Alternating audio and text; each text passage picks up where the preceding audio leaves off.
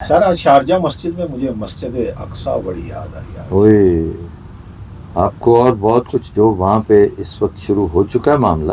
جی مجھے بھی ایک لمحے کے لیے وہ یاد آیا تھا، لیکن میں تو صبح سے کل سے بلکہ اس میں ڈوبا ہوا ہوں کہ یہ بات جا کس طرف رہی ہے. سر ویسے یہ بھی گل پھیلی ہے کہ اسرائیل نے خود ہی حملہ نہیں روکیا غزہ کا حماس کا، تاکہ وہ آن تے انہوں نے ایک ٹریپ تے پھنسا کے تے. نہیں، یہ تو ایک وہ ہے نا، ایک پروپیگنڈا ہے کہ جی ورنہ ایسا، کیونکہ لوگوں کے لیے تو یہ بہت بڑی بات ہے کہ امریکہ کے ہوتے سوتے اسرائیل، جس کو ہمیشہ دوسرے کے علاقے میں جا کر مار دھاڑ کرنے کی عادت ہے، اس کے اپنے علاقے میں ایسا کیسے ہو گیا؟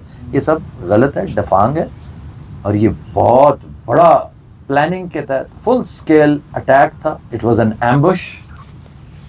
یہ جیسے شب خون مارتے ہیں، یہ اس طرح کا تھا، اور اس نے بڑے مقاصد پورے کیے ہیں، بہت سارے ان کے. مثلاً سر مثلاً یہ کہ دیکھیں، پہلی دفعہ اسرائیل کو اسرائیلی بلڈ ٹیسٹ کرنا پڑا اپنے علاقے میں. ورنہ ہمیشہ یہ تھا کہ غازہ، what is غازہ؟ غازہ is a huge prison. وہ پریزن کے اندر جا کر وہ تو پلیجر کلنگ کرتے تھے نا، پلیجر کلنگ، یعنی اوپر بیٹھے ہیں. یقین کیجئے اگر دل چاہا نشانہ لینے کو، یار میں اپنا نشانہ تو سیٹ کروں، ذرا دیکھو صحیح کہ میں ہیڈ کا شاٹ لے سکتا ہوں کہ نہیں، دور سے ایک بچے کا، بڑے کا، جوان کا، عورت کا. اس نے تو اپنی جبلت پوری کرنی، شوقینی پوری کرنی. یہ تک ہوتا رہا ہے، اور ایکسپلینیشن کال ہوتی ہے فوراً کہ یہ کیوں ہوا ہے، یہ تم لوگوں نے اس بچے کو کیوں مارا.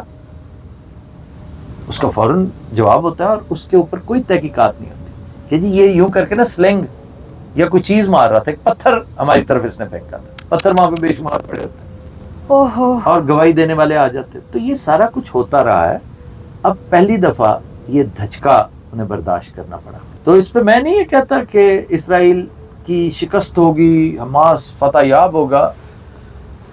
اسرائیل زخمی خوب ہوا ہے، اور ابھی مزید ہوگا. یہ اب فل سکیل وہ اٹیک کرتے ہیں اگر، تو بہت اموات ہوں گی فلسطینیوں کی، اس میں کوئی شک نہیں.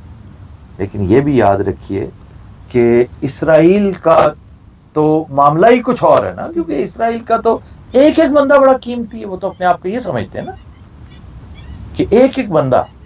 وہ جب کبھی کمنٹری دیکھے نا ان کے پریس والے، ویسٹ، پورا ویسٹ، بہت بڑے ادارے، نشریاتی ادارے بھی، وہ کہیں گے کہ 7 Palestinians were killed. جی ہاں، وہ killed کہیں گے، اور یہ کہیں گے out of all this 2 Israelis died.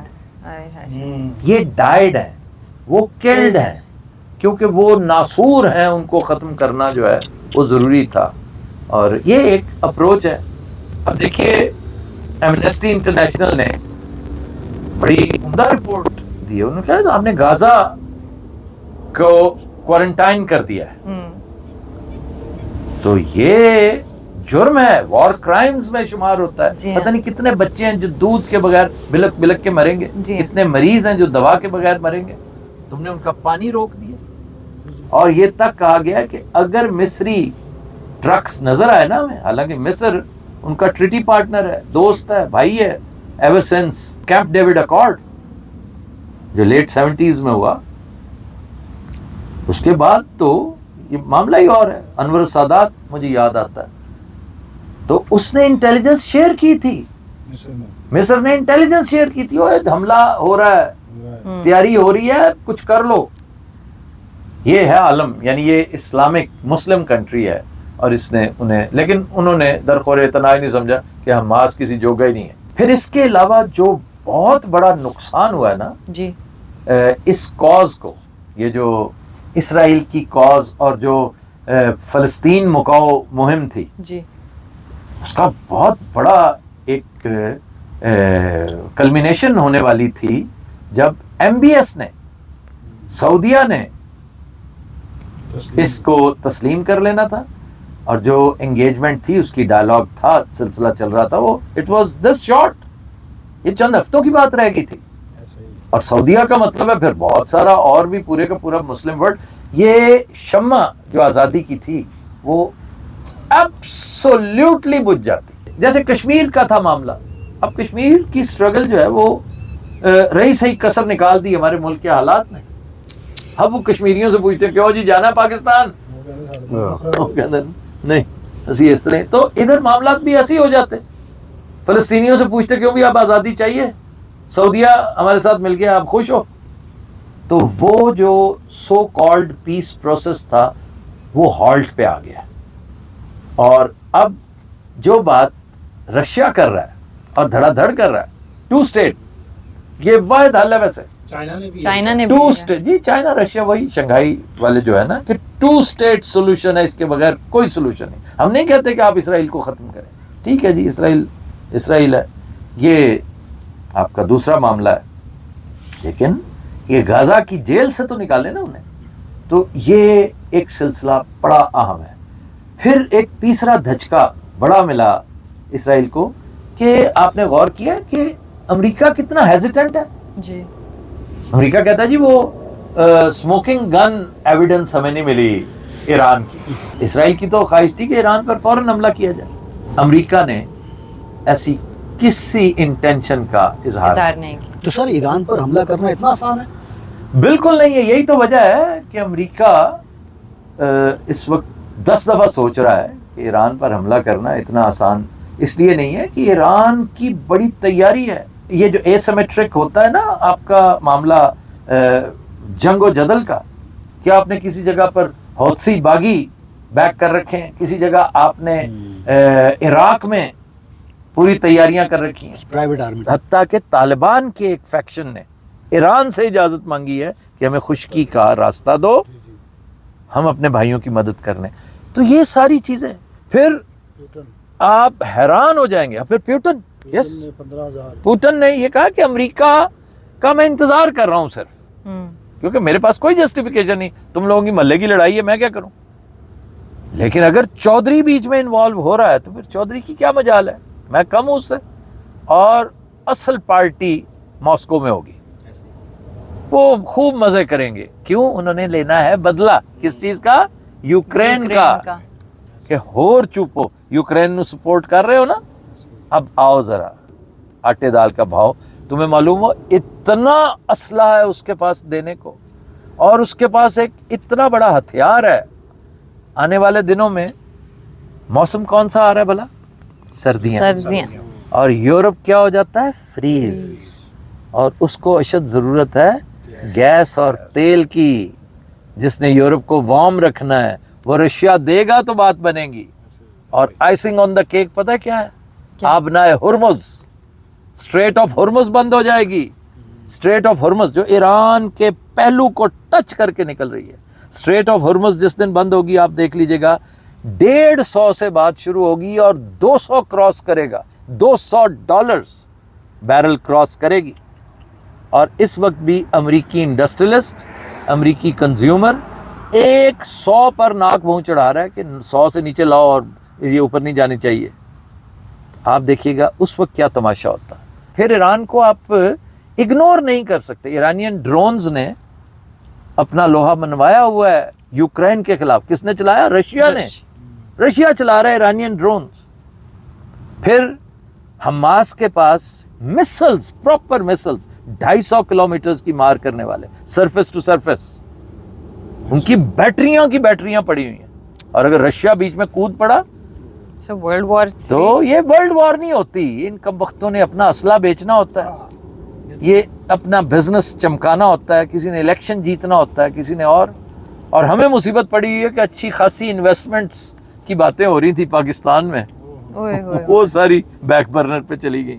منہ لٹکا کے بیٹھے. جی وہ منہ تو پہلے بھی لٹکا, جس کو پتا تھا, جو واقفان حال ہے انہیں تو پتا ہے کہ کیا ہونے والا ہے. کیا اس سے یہ کہہ دینا بڑا آسان ہے کہ اتنے بلین آ رہا ہے اور اتنے بلین آ رہا ہے. بلینز ایسے آتے ہیں بھلا, درختوں پہ لگتے ہیں. فری لنچ کچھ بھی نہیں ہوتا. اور جو کچھ آپ کر رہے ہیں سمجھتے ہیں کہ جی یہ کافی ہے, تو یہ کافی نہیں ہے. بہرحال یہ سب سے بڑی اچھی, اگر آپ پوچھیں نا کہ اچیومنٹ کیا ہے حماس کی فلسطین کے حق میں, یہ کیسے اچھا ہوا. میں جنگ و جدل کے سخت خلاف ہوں. جو خون بہتا ہے وہ بہت نقصان کرتا ہے, لیکن بعض خون ایسے ہیں جو رائے گاہ نہیں جاتے. کہ ان کی کاز کو شدید نقصان پہنچ رہا تھا. آپ کو میں بتا نہیں سکتا کیسے کیسے پارسا جو بڑا شور مچاتے ہیں اندر ہی اندر اسرائیل کو تسلیم کرنے کا بھئی کرنا ہے، تسلیم تو کرو سارے، ایک پوری باڈی کی شکل میں کرو، لیکن خدا را ایسے نہ کرو. فلسطینیوں کو ان کا حق بھی دلواؤ نا.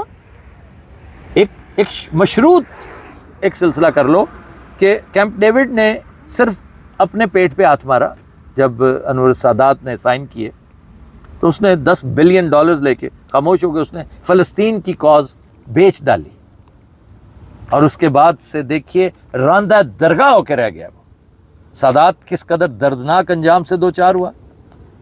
اس کے بعد حسنی مبارک کو پنجرے میں مارا گیا، پنجرے میں لے جایا گیا، اور ذلیل و رسوا ہوا وہ ملک جو ترقی کے زینت طے کرتا چلا جا رہا تھا. اور مرسی ایک قداور شخصیت تھا، اس کو جیل میں مار دیا گیا، وہ اپنی موت مر گیا بیچارہ.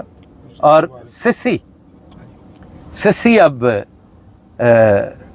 اپنی طرف سے سو کالڈ حکومت لے کر، لیکن صاف پتہ چل رہا ہے کہ آپ نے ملک کا حشر کیا کر دیا.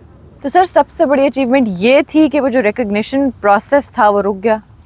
وہ اچیومنٹ ہے ایک بہت بڑی، ایک ریلیف ہے، لیکن بہت بڑی ریلیف جو ہے وہ اس کے علاوہ ہے.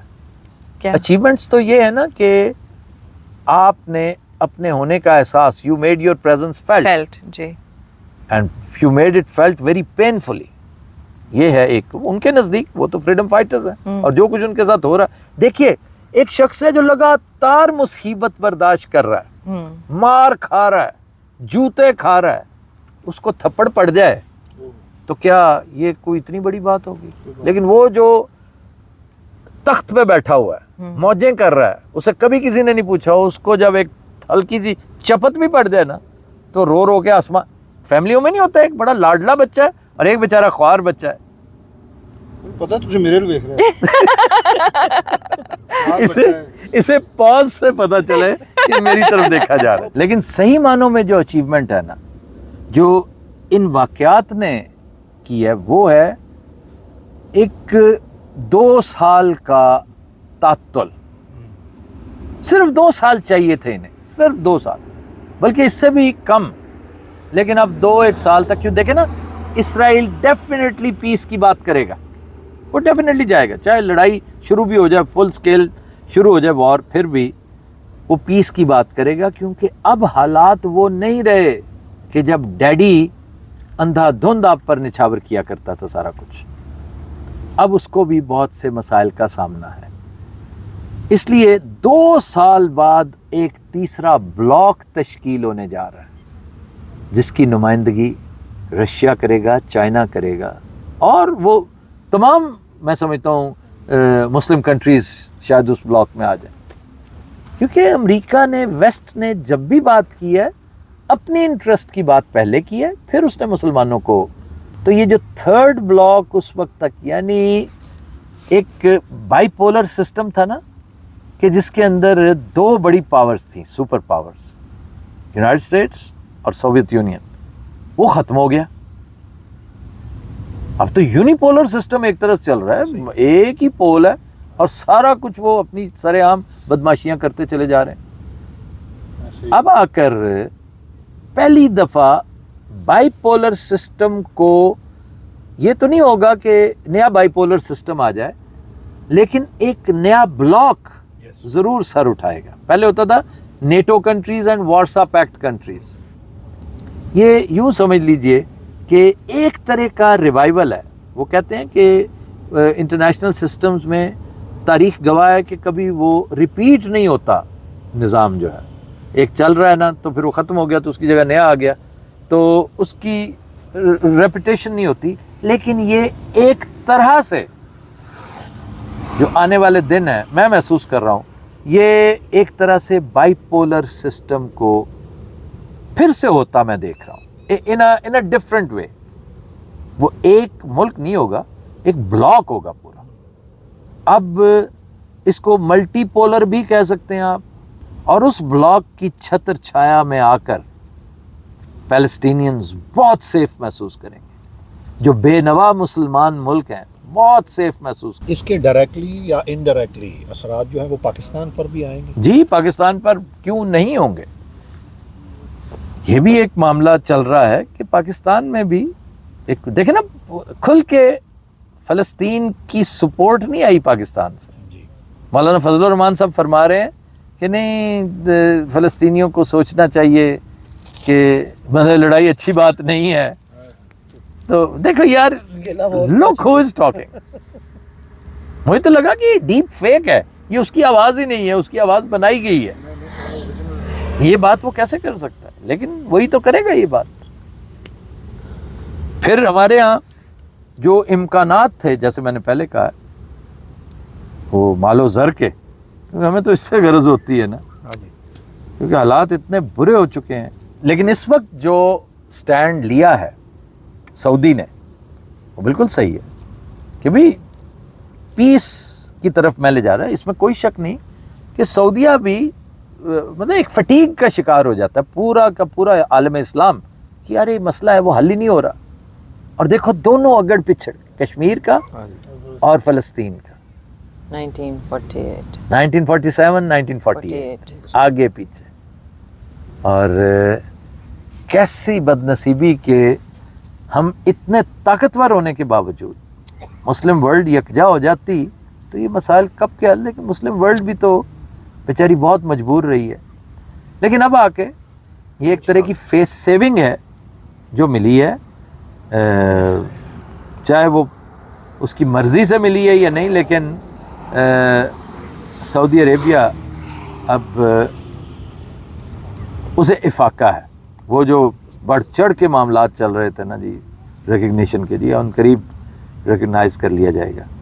تو اب بات اس کے منطقی انجام کی طرف, جو لب لباب ہے نا وہ یہ کہ جو اس کا اصل انجام ہے کہ 2 اسٹیٹ سولوشن, اس کے علاوہ کوئی اور سولوشن نہیں ہے. تو یار دے دو انہیں ایک خوبصورت سا ایک چھوٹا سا علاقہ کیوٹ سا, وہ اپنے ملک کو آباد کریں, خوشحال کریں. اور انہوں نے بہت کچھ سیکھا ہے اوور دا ایئرس. ہو سکتا ہے وہ اسرائیل کو بیٹ کر دیں, اس سے بھی زیادہ ترقی کر جائیں. ایسی کیا بات ہے.